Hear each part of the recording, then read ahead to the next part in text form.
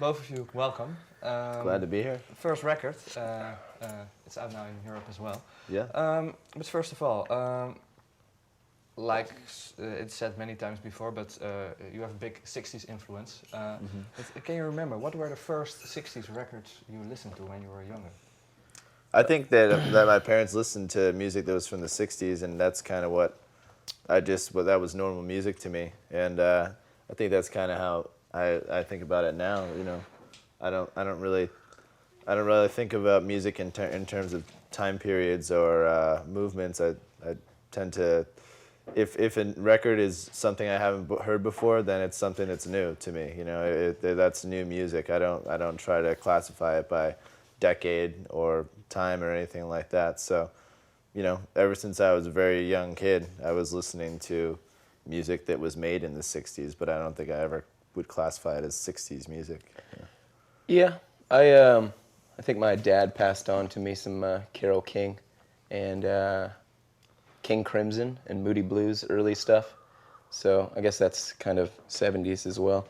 But I think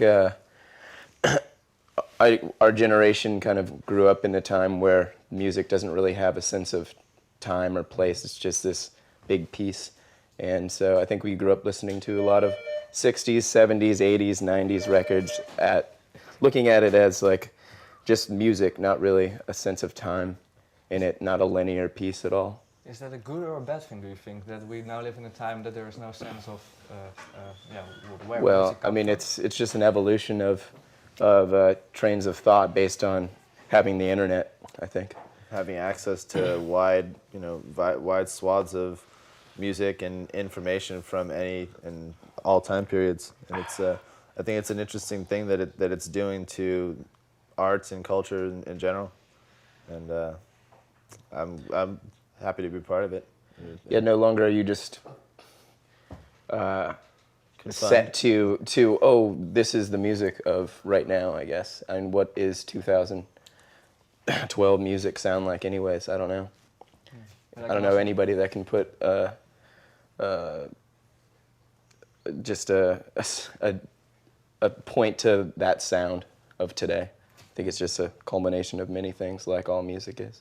But I can also imagine that, just to put a side note, that it can be more difficult to define yourself as a band, like this is who you are, because there is so much that people can hear. How does that work for you? You're saying it's harder because there are so many bands that people can hear. How do we?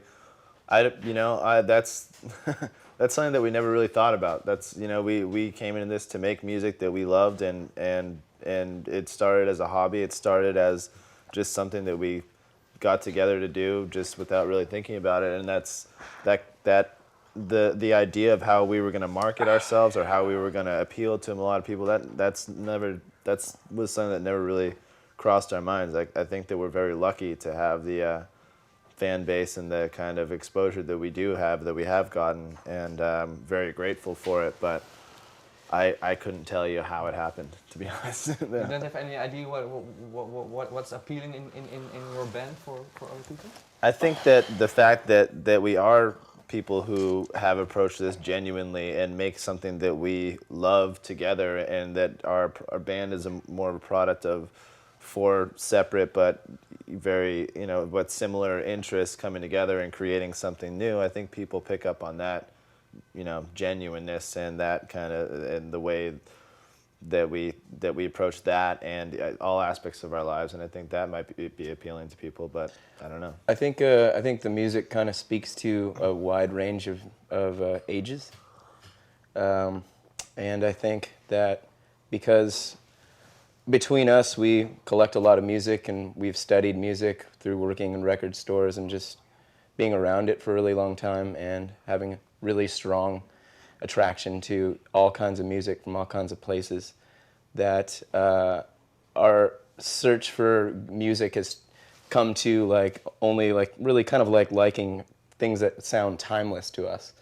And I think we try to put that into our music, hopefully, to have sort of not necessarily any decade of time, just kind of like a timeless sound. I think. How do you try to approach such a timeless sound?